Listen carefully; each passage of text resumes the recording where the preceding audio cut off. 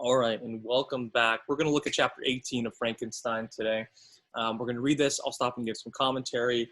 You can read following along on this that I have, or you can pull it up on something else that you have as well. So let's jump into chapter 18. Previously in Frankenstein, the monster has just asked Dr. Frankenstein to create him a companion. And he says, if you don't do this, I will kill everyone. If you do this, I'll become inhospitable. I'll become nice. I'll become I will banish myself to South America with my new Frankenstein monster wife, and we will quit the neighborhood of man. And Frankenstein agrees after some deliberation. Right, so then he goes back home, and chapter 18 begins the second half of the book, let's say, right? This next section that's going to see the book unfold to the end. Chapter 18 says, day after day, week after week, passed away on my return to Geneva. I could not collect the courage to recommence my work. I feared the vengeance of the disappointed fiend, yet I was unable to overcome my repugnance to the task which was enjoined me. I found that I could not compose a female without again devoting several months to profound study and laborious disquisition. I had heard of some discoveries having been made by an English philosopher, the knowledge of which was material to my success. I sometimes thought of obtaining my father's consent to visit England for this purpose, but I clung to every pretense of delay, and I shrank from taking the first step in an undertaking whose immediate necessity began to appear less absolute to me. A change, indeed, had taken place in me. My health, which had hitherto declined, was now much restored, and my spirits were unchecked by the memory of my unhappy promise, rose proportionally. My father saw this change with pleasure, and he turned his thoughts towards the best method of eradicating the remains of my melancholy, which every now and again would return by its fits. With a devouring blackness overcast the approaching sunshine. At these moments I took refuge in the most perfect solitude. I passed whole days on the lake alone in a little boat, watching the clouds and listening to the rippling of the waves, silent and listless. But the fresh air and the bright sun seldom failed to restore to me some degree of composure. And on my return, I met the salutations of my friends with a readier smile and a more cheerful heart. Notice again, more nature. When he gets sad, he goes out into nature. This is very romantic. We talk about capital R romanticism, right? The power of nature, the beauty of it, having an emotional experience, become cleanse and purge you. That's huge here. It was after my return that from one of these rambles that my father, calling me aside, thus addressed me. His father tells him, I'm happy to remark, dear son, that you have resumed your former pleasures and seem to be returning to yourself, and yet you're still unhappy and still avoid our society. For some time I was lost in conjecture as to the cause of this, but yesterday an idea struck me. And if it is well founded, I conjure you to avow it. Reserve on such a point would not be only useless, but draw down treble misery on us all. So Frankenstein is noticeably happier now, right? Some time has passed. He's devoting months to study and things like that. His health is restored. He is happy again, but every time he thinks of his job, he becomes so miserable, right? And his father is trying to figure out what's going on with him. I confess, my son, that I have always looked forward to your marriage with our dear Elizabeth as the tie of our domestic comfort and the stay of my declining years. You were attached to each other from your earliest infancy. You studied each other and appeared in disposition and taste entirely suited to one another. But so blind is the experience of man that what I conceived to be the best assistance to my plan may have entirely destroyed it. You perhaps regard her as your sister without any wish that she might become your wife. Nay, you may have met another whom you may love, and considering yourself as bound in honor to Elizabeth, the struggle may occasion the poignant misery which you now appear to feel. His father says, I think this has a lot to do with Elizabeth. Right? The father says, I wish you would marry Elizabeth. And from even the earliest ages, I brought her into the household, not for her to be your sister, but for you ultimately to be married one day, right? He says, I worry that now, because we treated her like your sister, she will be a sister to you, right? And you won't want her as a wife. Maybe you found somebody else, but you feel tied to Elizabeth still, so you can't pursue what makes you happy. And his dad's like, this seems like what's making you sad right now. Frankenstein says, "My dear father, reassure yourself. I love my cousin tenderly and sincerely. I never saw any woman who excited as Elizabeth does my warmest admiration and affection. My future hopes and prospects are entirely bound up in the expectation of our union." So again, Frankenstein says, I do want to marry her, right? I expect that we will be put into union, right? We will become one as through marriage. The expression of your sentiments on this subject, my dear Victor, gives me more pleasure than I have for some time experienced. If you feel thus, we shall assuredly be happy. However, present events may cast a gloom over us. But it is this gloom which appears to have taken so strong a hold of your mind that I wish to dissipate. Tell me, therefore, whether you object to an immediate solemnization of the marriage. We have been unfortunate, and recent events have drawn us from that everyday tranquility befitting my years and infirmity. You are younger, yet I do not suppose, possessed as you are of a competent fortune, that early marriage would interfere at all with the future plans of honor and utility that you may have formed. Do not suppose, however, that I wish to dictate happiness to you, or that a delay on your part would cause me any serious uneasiness. Interpret my words with candor and answer me. I conjure you with confidence and sincerity. I listened to my father in silence and remained for some time incapable of offering any reply. I revolved rapidly in my mind a multitude of thoughts and endeavored to arrive at some conclusion. Alas! To me, the idea of an immediate union with my Elizabeth was one of horror and dismay. Right? So the idea of marrying Elizabeth right now is terrifying to him. Why? Because he has other things on his mind right now that are potentially life-threatening.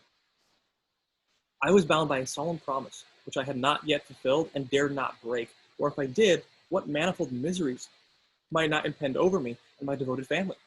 Could I enter into a festival with this deadly weight yet hanging around my neck and bowing me to the ground? I must perform my engagement and let the monster depart with his mate before I allow myself to enjoy the delight of a union from which I expected peace. Right? He's like, all right, I'll do the thing to the monster first, and then I will marry Elizabeth. I remembered also the necessity imposed upon me of either journeying to England or entering a long correspondence with those philosophers of that country, whose knowledge and discoveries were of indispensable use to me in my present undertaking. The latter method of obtaining the intelligence was dilatory and unsatisfactory. Besides, I had an unsurmountable aversion to the idea of engaging myself in the loathsome task of my father's house while the inhabitants of familiar intercourse with those I loved. I knew that 1,000 fearful accidents might occur, the slightest of which would disclose a tale to thrill all connected with me with horror. Right? He's like, I don't want anybody to spill the beans here, right? I don't want anybody to find out what I'm doing because that bad things will happen. I was also aware that I should often lose all self-command, all capacity of hiding the harrowing sensations that would possess me during the progress of my healthy occupation. Right? So he thinks back to last time, and he was like, man, I kind of lost my marbles for a little bit there when I was working on the monster for those couple of years. Right? He's like, I don't want my family to see me while I'm doing that. He says, I must absent myself from all I loved while thus employed. So again, the theme of isolation and loneliness, he's going to go back into it, right? I must isolate myself from everyone. Once commenced, it would be quickly achieved, and I might be restored to my family in peace and happiness. Afterwards, it would be fine.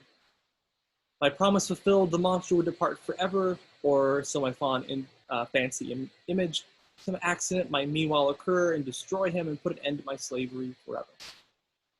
These feelings dictated my answer to my father. I expressed a wish to visit England, but concealing the true reasons of this request. I clothed my desires under a guise which excited no suspicion, while I urged my desire with an earnestness that easily induced my father to comply. After so long a period of absorbing melancholy that resembled madness in its intensity and effects, he was glad to find that I was capable of taking pleasure in the idea of such a journey. He hoped that the change of scene and varied amusement would, before my return, have me restored entirely to myself.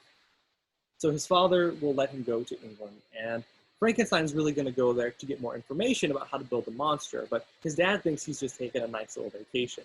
So this is going to get fun. He continues, The duration of my absence was left to my own choice. A few months or at most a year was the period contemplated.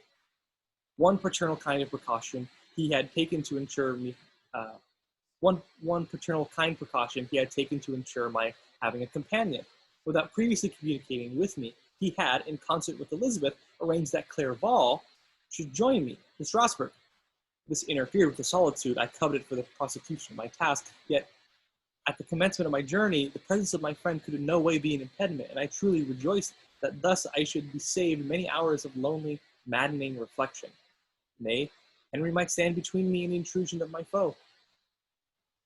If I were alone, would he not at times force his abhorred presence on me to remind me of my task or contemplate its progress? Right? Because the monster said, hey, you work on this thing, and I'll pop in every now and then just to check on you, right? Just to make sure you're doing what you're supposed to be doing. And Frankenstein is worried because his dad, without asking him, talking to Elizabeth, got his best friend Henry to go with him, right? And he loves this. He loves his friend Henry. He's like, yes, Clerval's going to come with me. I don't have to pass the hours of maddening self-reflection and loneliness, on my own. But what happens if Henry is there and the monster comes to check up on me, right? I can't have that. The whole reason I'm going to England is so that nobody finds out. To England, therefore, I was bound, and it was understood that my union with Elizabeth should take place immediately when I returned. My father's age rendered him extremely adverse to delay. For myself, there was one reward I promised myself for my detested toils, one consolation for my unparalleled suffering. It was the prospect that of one day, one enfranchised from my miserable slavery, I might claim Elizabeth and forget the past in my union with her. Also, we talk about this, I might claim Elizabeth, claim, like, literally in the same sentence, he just talked about being a slave to all of these forces and powers beyond his control, right? And that's a bad thing, right? He is enfranchised, he is a slave, he is miserable under the thumb of the monster, under the emotional weight of all this stuff. But still, Elizabeth gets to be an object here, right? Elizabeth is a treasure to be claimed upon victory. If this were a video game, Elizabeth is an item drop for defeating the boss. Like, this is weird that he's speaking of her this way. Like, you can analyze Frankenstein a number of ways, but one of the most interesting ways that people do it is from the perspective of Elizabeth.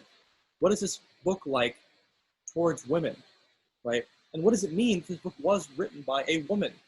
And then what does it mean that that woman's mother was considered to be the mother of modern feminism? Like, what is going on here?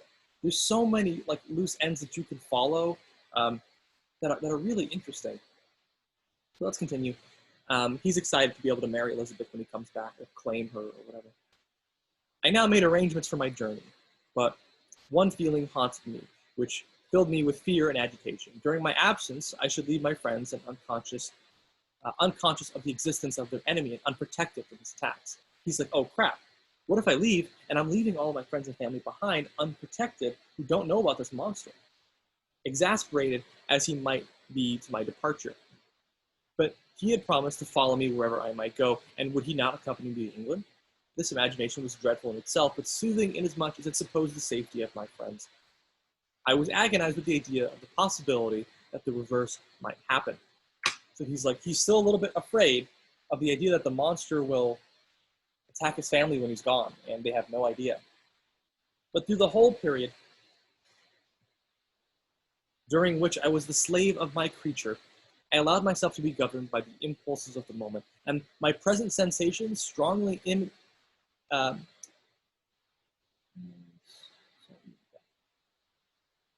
pop-ups.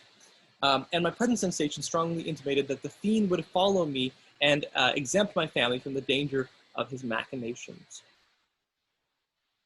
It was in the latter end of September that I again quitted my native country. So again, it is a year after he's created the monster. It's almost actually the monster's first birthday, right? We should throw a party, that'd be nice. It's September now, and he leaves his country again to go work on this monster. My journey had been its own suggestion, and Elizabeth therefore acquiesced, but she filled but she was filled with the greatest disquiet at the idea of my suffering away from her. Because remember, the last time he left, he didn't talk to anybody, and he wouldn't respond to letters, and they were all worried about him. So Elizabeth is a bit worried about him again. The inroads of misery and grief. It had been her care which had provided me a companion to Clerval, and yet a man is blind to 1,000 minute circumstances which calls forth a woman's sedulous attention. She longed to bid me hasten my return. 1,000 conflicting emotions rendered her mute as she bade me a tearful, silent farewell. I threw myself into the carriage that was to convey me away, hardly knowing whither I was going and careless of what was passing around. I remember only, and it was with a bitter anguish that I reflect on it, I remember only to order that my chemical instruments should be packed to go with me. Filled with dreary imaginations, I passed through many beautiful and majestic scenes. So again, nature, right? Beautiful nature. My eyes were fixed on observing. I could only think of the bourne of my travels and the work which was to accompany me whilst they endured. After some days spent in listless indolence, during which I traversed many leagues, I arrived at Strasbourg, where I waited for 2 days for Clerval. He came, alas. How great was the contrast between us. He was alive to every new scene, joyful when he saw the beauties of the setting sun, and more happy was he when he beheld it rise and recommence a new day. He pointed out to me that the shifting colors of the landscape and the appearances of the sky. This is what it is to live, he cried. Now I enjoy existence. Remember, Clerval loves nature and beauty and literature, more importantly. And he looks up at the sky, and it's beautiful. And he's like, this is what it means to live. I enjoy this existence. But you, my dear Frankenstein, wherefore are you desponding and sorrowful? In truth, I was occupied on my gloomy thoughts that neither saw the descent of the evening star nor the golden sunrise in the Rhine. And you, my friend, would be far more amused with the journal of Clerval, who observed the scenery with an eye of feeling and delight, than in listening to my reflections. I, a miserable wretch haunted by a curse that shut up every avenue of enjoyment.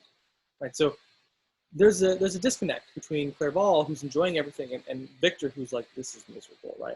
I'm happy that you're here, but I don't want anything to happen. Let's continue. So he continues here. We had agreed to descend the Rhine in a boat from Strasbourg to Rotterdam, where whence we might take shipping for London. Right? So they're ultimately headed to London. During this voyage, we passed many willowy islands and saw several beautiful towns. We stayed a day at Mannheim, and on the 5th from our departure from Strasbourg, we arrived at Mainz. Of course, the Rhine below Mainz becomes much more picturesque. The course of the Rhine between them, below the Mainz becomes more picturesque. The river descends rapidly, and the winds between the hills, not high but steep and of beautiful forms. We saw many ruined castles standing on the edges of precipices surrounded by black woods, high and inaccessible. This part of the Rhine, indeed, presents a singularly variegated landscape. In one spot, you could view rugged hills, ruined castles overlooking tremendous precipices, the dark Rhine rushing beneath. And on a sudden turn, a promontory, flourishing vineyards with green sloping banks and a meandering river, and populous towns occupy the scene. So again, like this whole journey is one that is prefaced, like, by nature. Nature comes before all of the unnatural things he's supposed to do, right?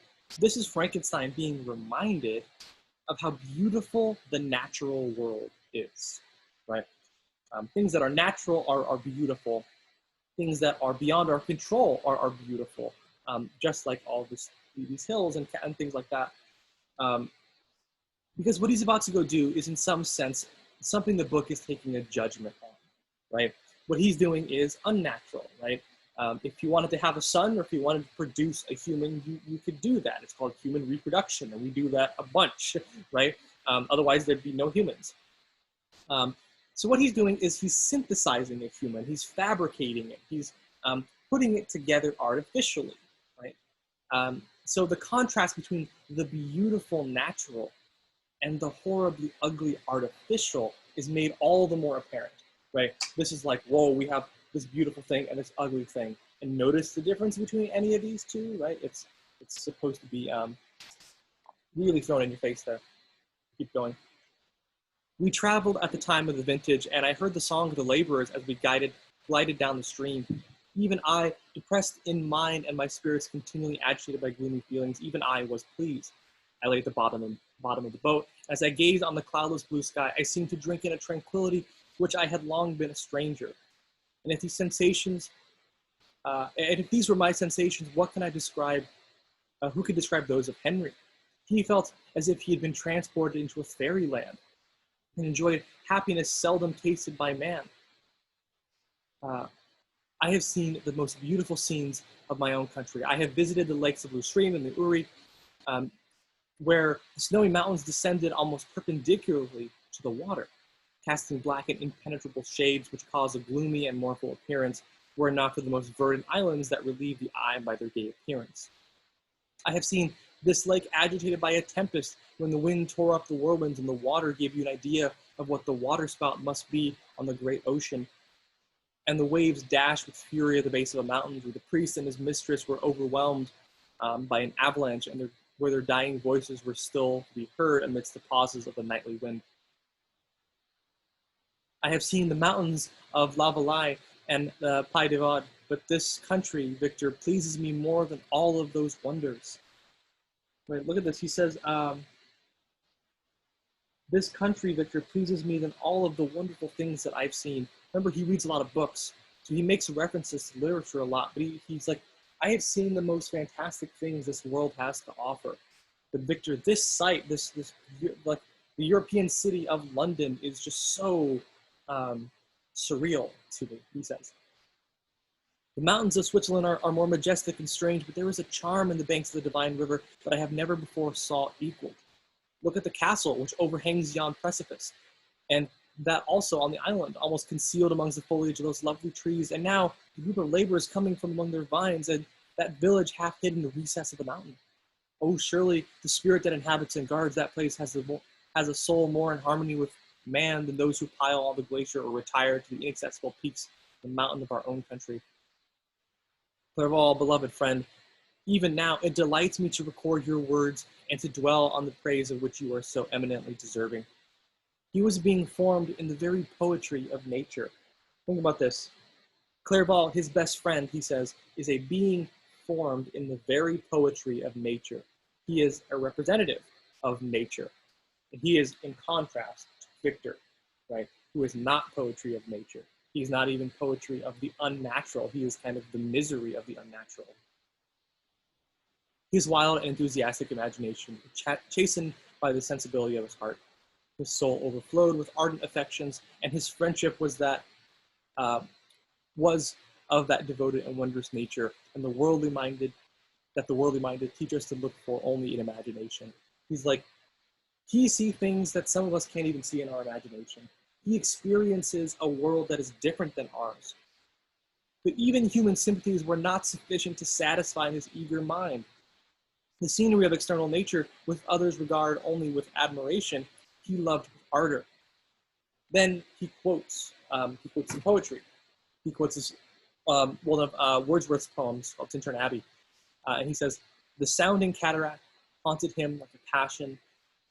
The tall rock, the mountains, and the deep and the gloomy wood, their colors and their forms were then to him an appetite, a feeling, and a love that had no need of a remoter charm, but by thought supplied or any interest unborrowed from the eye. Right? So he quotes this poem about a person who sees things and he loves them. Right? He's been haunted like a passion. He he sees this mountain and the colors and forms to him were an appetite, a feeling, and a love. Right? Clerval represents love as well. Let's finish this off here. And where does he now exist? In this gentle, is this gentle and loving being lost forever? So remember, this is being told after the fact. This is being told after the events of the story, right, to Captain Walton on the ship. And Frankenstein says about Clerval, and where does he now exist? Is this gentle and loving being lost forever? So we're left to wonder, what the heck happens to Clerval, right? Has this mind so replete with ideas, imaginations, fanciful and magnificent, which formed a world whose existence depended on the life of its creator, has the mind perished? Does it now only exist in memory? No, it is not thus. Your form so divinely wrought and beauty, beaming with beauty, has decayed, but your spirit still visits and consoles your unhappy friend. Pardon this gush of sorrow. These ineffectual words are but a slight tribute to the unexampled worth of Henry, but they soothe my heart, overflowing with the anguish which remembrance creates. I will proceed with my tale. So he breaks the story here when he's talking to Walton, right? And we're pushed all the way back to the boat when he's talking, and he says, "Sorry, I know I'm being overly, emotional about Henry, but he was just such a beautiful creature, right? He was so good at being human that he loved everything. But we're left to wonder what happens to him." Beyond Cologne, we descended the plains of Holland, and we resolved to post the remainder of the way, for the wind was contrary, and the stream of the river was too gentle to aid us. Our journey here was lost the interest arising from the beautiful scenery, but we arrived in a few days at Rotterdam, whence we proceeded by sea to England. It was on the clear morning in the latter days of December, so it was on December now, that I first saw the white cliffs of Britain. The banks of the Thames presented a new scene. They were flat but fertile, and almost every town was marked by the remembrance of some story. We saw Tilbury Fort, the remembered Spanish Armada, Gravesend, Woolsworth, Greenwich, places which I had heard of even in my country. At length, we saw numerous steeples of London, towering above all, and a tower famed in English history. So we see St. Paul's in London, and they see the steeples, they see the church, they see this big, imposing building, and architecturally, it's brilliant and beautiful. But again, we have the idea that the divine, if we want to call it that, right? St. Paul's, this is a church, this is a tower in reference to God, to the divine. Again, just like the last time he created a monster, looming over him, right? He's soaking all of this up. And that's where this chapter ends, right? He gets to London, and he's going to start work on his creation of a new monster.